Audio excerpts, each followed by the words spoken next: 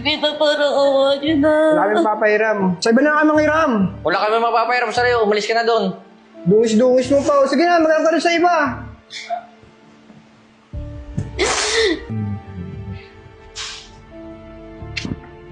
Ba't andito ka na naman? Pinapapunta ako ni tita eh. At bakit? Tita. Dito daw ako naman. Anong gusto mo? Tumira dito? Bakit pinsan na rin naman ako eh? Pinsan. Wala akong pinsan na pangit. Oo nga, tignan mo nga sarili mo. Ang dugyot mo.